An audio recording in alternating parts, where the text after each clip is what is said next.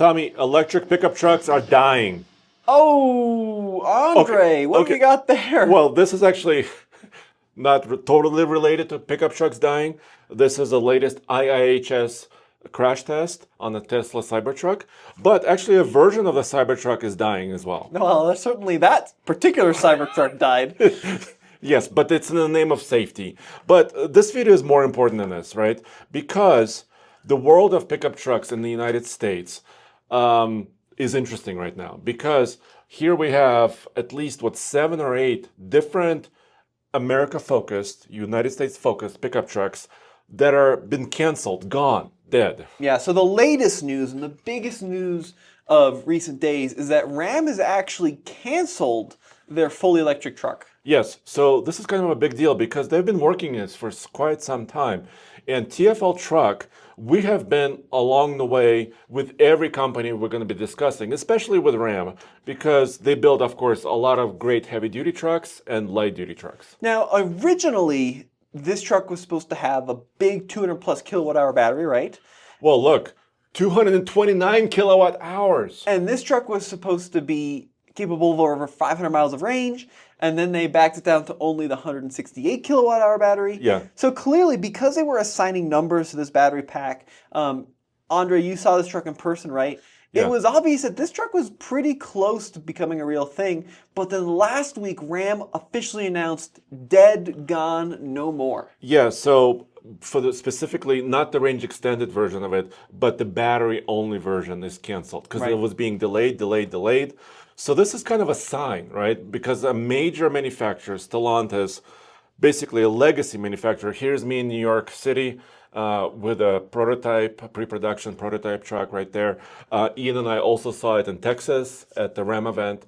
So they've been working on this for quite some time, but it's no more. And it's a legacy manufacturer discontinuing it. Now, what's important is that you said the Ram Charger, right, which is the range extended version, with the gasoline kind of hybrid system, that one's going to keep going. Yeah. And what's that one going to be called now?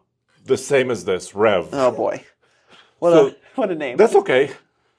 Just the battery electric is no more. Okay, battery electric's gone. Yeah. So that is an interesting story, but Andre has actually put together a list of other manufacturers that are dead in the water, right, Andre? Exactly. And let's start with a manufacturer that maybe most of you forgot.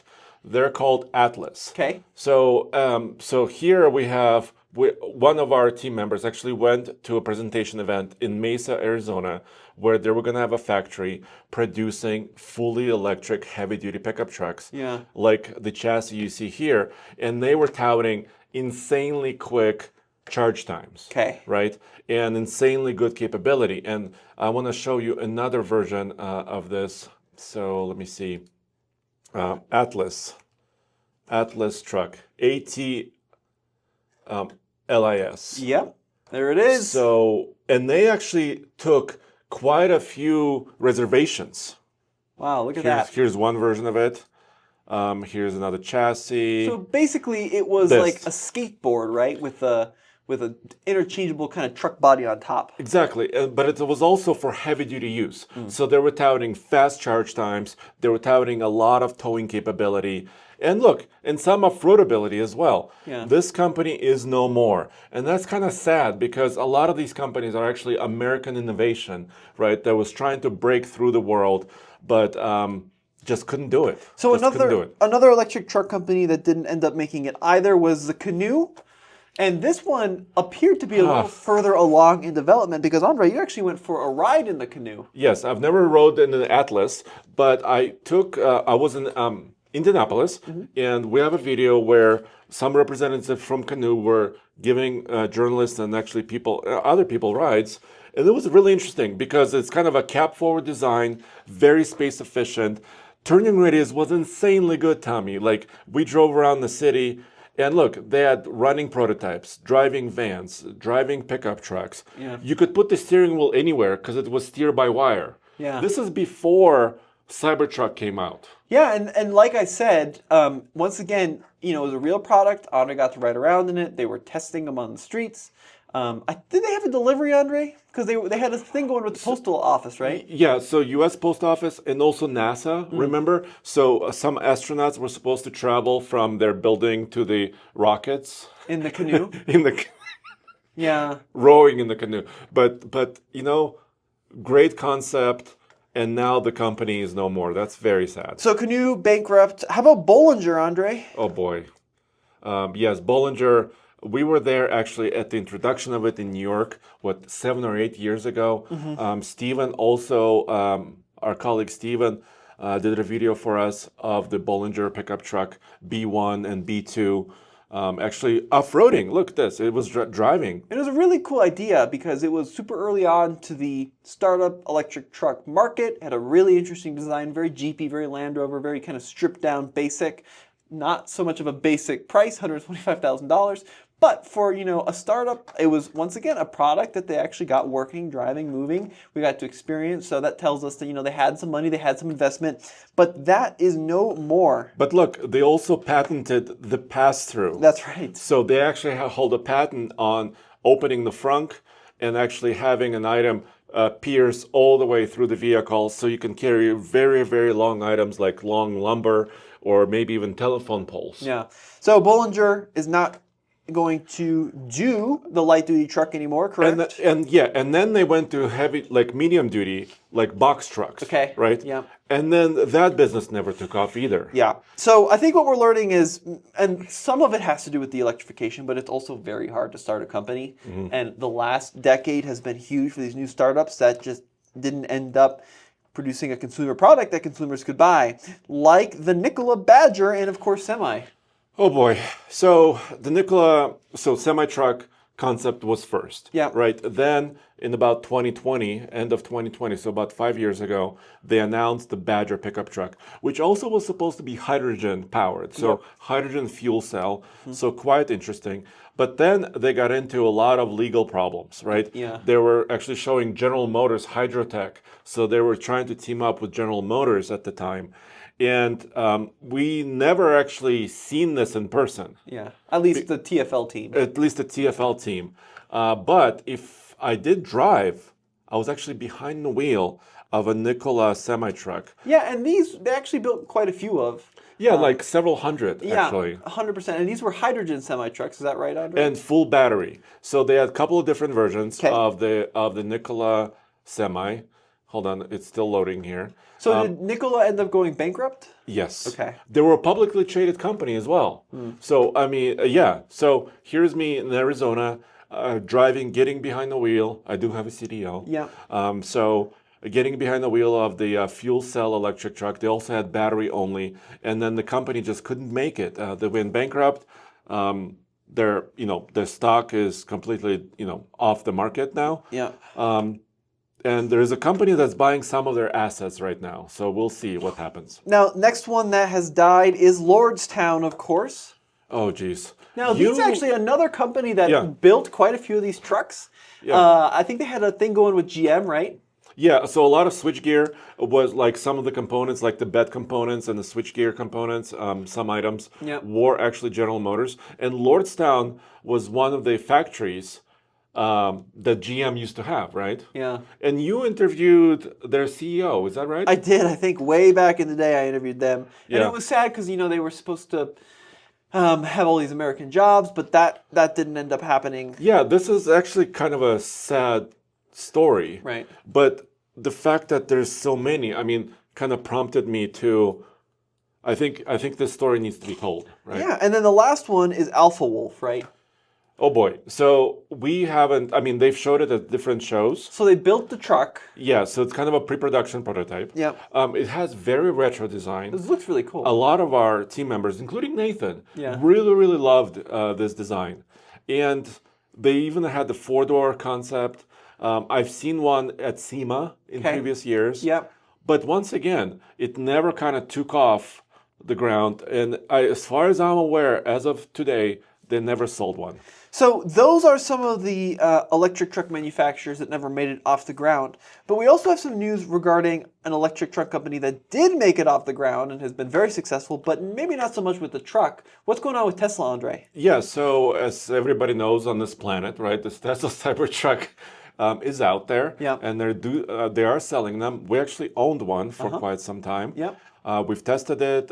We did a lot of different things with it. But they were trying to expand its availability.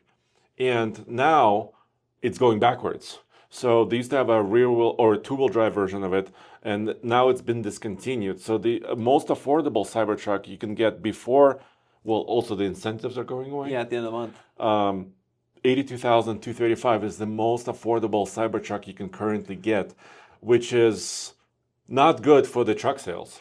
Yeah, I mean, it's pretty wild. So Tesla launched with dual motor and tri-motor. Then very recently, like a couple months ago, they launched the single motor. Yeah, which is more affordable. It's supposed to be more basic, right? Try to bring the price down. And then as of yesterday, done, which is crazy. Unreal. And look at that. You and I went to Texas, right? So we were looking at Chinese trucks also that are not on sale here, which is a range extended BYD Shark. Yeah. But we also compared it to a Cybertruck and the Rivian. Of course, Rivian is still out there. Yep. And Rivian is doing pretty well, except they're having production problems, right? You know, some shortages of supplier parts, difficulties. Yeah. So it's a really tough time for EV trucks. And let's talk about some of the more conventional legacy OEMs. So we talked about Ram canceled theirs. How are Ford and GM doing? Okay, I'm glad you asked. Let's see. Oh, those are not conventional. So before we do Ford and GM, can we talk about this? Yeah, so I mean, future EVs, right? We've got the legacy, we've got the Scout EV. Which is actually related to a legacy company. Yeah, so right? So Scout is under the Volkswagen umbrella, and we took a look at this a couple times now. It looks like it could be a really promising vehicle, and the reason I think Scout might succeed is because they're offering a range extender. Exactly. So it's very, very similar to what Ram is also working on. Yeah. Different, of course, architecture. The Scout Terra is going to do a solid rear axle with an electric motor. Yeah. Also locking differentials. And they're also larger than any Rivian. So as far as, I also saw one in Denver. I did the video from Denver. Yeah. With a Scout pickup truck. So that's why I kind of wanted to go here, because they're funded. They have a lot of funding from Volkswagen, which is one of the biggest manufacturers in the world. Yeah. And they also have software from Rivian. Yeah, for sure. Inside. Yeah, so I really think that this is going to work, and I think it's going to work because of A, the Volkswagen Rivian connection, but B, primarily I think that gasoline range extender is going to be the game changer. From reading your comments, from kind of talking to folks in person that have Scout reservations, that's what has people excited. Oh, sorry. Is the range extender. I wanted to show this. What you got there, Andre? Right here. So sales of the Ford. You asked me about Ford, right? Yeah. So the most recent, this is just a couple of weeks ago. Ford did well in August of 2025. They went up 21%. Is it Lightning sales? Lightning only. Okay. But for the year, they're down almost 10%. So 19,000 versus about 21,000 the previous year. So the Lightning is doing well. It's one of the best-selling electric pickup trucks. They sold about 84,000. Actually, more than that now. Almost approaching 100,000 over its lifespan. We owned one, right? We drove it to the most northern point of the United States. The problem is Lightning's been out for what, 4 years now? Yeah, it's coming on to 4 years. So in that 4-year time where 100,000. Ford has sold 100,000, if you look at all of the F-Series sales combined, I mean, that's what, over 1 million? Because they sell how many a year? Well, they sell almost like 700,000 a year. A year? Yes. So it's a small percentage. So this is through August, right? Yeah. F-Series is about 554,000. So in that time, they sold well over 1 million, probably coming up on 2 million regular gasoline trucks. diesel F-Series. Yes. So Lightning, it is selling. But it's a small percentage. It's a very small percentage. Yeah, exactly. Very, very small Even though 100,000 vehicles is not a small number by itself. GM, they're accelerating, right? So they introduced the Sierra EV recently, AT4 model. They have a Silverado EV Trail Boss that we've tested recently. The Hummer they're updating. They're making it faster. It's the last thing the Hummer needed. The Hummer EV tri-motor now goes 0 to 60 in 2.8 seconds. Right. And I have a video doing it. I went to Milford Proving Grounds. And they also have a carbon edition. But all of them are like, a lot of them are very expensive. Yeah, right. And I think, look, if I had to look back at what happened, I think there was a lot of excitement around EVs 4, 5, 6, 7, 8 years ago, right? Manufacturers really pushed hard to get their electric trucks out of the New companies were born. Yeah, a lot of new companies were born. Some companies held back, like Toyota, like Nissan. Some companies held back because Ram couldn't get their stuff together, in my opinion. But now we're seeing kind of this reversal of the popularity in EV trucks back to, more basic gasoline trucks. More affordable vehicles. Yes, people, exactly. At least from what we've seen, want more affordable vehicles. So that leads us to future startups. A little bit more future, yeah. So we've got TELO and Slate. What's going on with those guys, Andre? So TFL is also there. So Nathan, our colleague, our friend, was there actually riding. He didn't get to drive one. Okay. No, wait, he did drive one. He drove a TELO? Yeah, he drove this was TELO. a pre-production. Yeah, this is a pre-production vehicle, which, pre-production is also always kind of tough because it's not like final spec. So there's some rattles maybe in the vehicle that may not be there in production. But this is a cool concept, dude. This is as big as a mini car, but it's a 5-seater pickup truck. Yeah, I think there's a lot to like here. And it's got a lot of bed space in it. It's got a lot of really interesting... It's got a mid-gate. Yeah, it's got a mid-gate. It's got a lot of cool innovation. Yeah. The problem is, in my opinion, this is going to be expensive, right? Starts at like 50-ish. Yeah. And the range is good, the performance is good, but I'm not sure Americans are going to spend $50,000 for a truck that's the size of a Mini Cooper. And I know it's a very innovative design, and I know that there are people that have, the founder of TELO has a Tacoma, lives in San Francisco. He's like, this is the truck I need. And I think that's great. But if you look at places where people really buy trucks, like Texas, people don't need a truck the size of a Mini Cooper. Yeah, they want this one the size of a battleship. And the reality is, people say they want smaller trucks. That's great. But the reason that the Ranger and the Colorado keep getting bigger and bigger and bigger, and the Tacoma keeps getting bigger and bigger and bigger, is not because Toyota's like, screw you guys, we're going to do it this way. It's because they look at the data. Their customers are saying, I love this truck. I just wish it had a little bit more room. So they have to make it bigger, right? Yeah. And it's also because I'm getting bigger. Yeah, there you go, Andre. Sorry. And then the other really interesting one is the Slate truck. Yeah, which is also supposed to be a very affordable option. There's our colleague Nathan with the one that has the topper on the back for like a 5-seat configuration. But it's also basically a pickup truck. And it's supposed to start, without incentives, at about $27,500, maybe a little closer to $30,000, but about $27,500. I mean, this is another one where when I first heard about this, I was like, yeah, it's like a return to the affordable single cab. Yes. But now that I've really sat down and thought about it a little bit, we're looking at realistically a $30,000 electric rear-wheel drive truck. Which is 2-door. Which is 2 doors. 2-wheel drive. That'll go about 150 miles on a charge. Yes. Is anybody really going to want this? This is the truck that everybody says they want. Bare bones, basic, roll-up windows, no options. No screens, almost no screens. But this is another case where if people wanted small single cab trucks and the data showed people were buying those, the big three and Nissan and Toyota would be building these. But Tommy, crank windows. I know, dude, but the reality is when you talk to dealers, nobody wants crank windows in 2025. People don't want single cabs because they've got families and they've got things. And I like this concept a lot, but I just don't think this is going to work. If Slate built this as a 4-door with a little Toyota 4-cylinder engine, I think that this would be a massive seller. I think this is a 4-door. Well, yeah, that's closer. It's closer. But reality is where we're sitting right now with the tax credit going away with the current administration, I just don't think people want electric trucks right now. And there is some data, like GM's doing pretty well with them to prove me wrong. But I'm not convinced that these new startups are going to work. Yeah, and that's also a little bit sad because a lot of this innovation was driven by America, right? Yeah. The United States. So it is a little bit upset that a lot of these companies are no more. But I'm really rooting for TELO. I'm rooting for Slate. Me too. And also legacy manufacturers. Toyota has said that a smaller pickup truck is coming. So it might be electric. Ford had a Model T moment, Sure. right? So where they didn't show a car. Where they didn't show anything, but they did say a small pickup truck is coming, which is going to be electric. And when Ford says, when like GM, Ford, Ram, Toyota, Nissan, when they claim something, it's going to happen one way or another. I mean, in my mind, the future going forward right now, where the excitement is in hybrids, right? Maverick hybrid has been massively popular. Yes.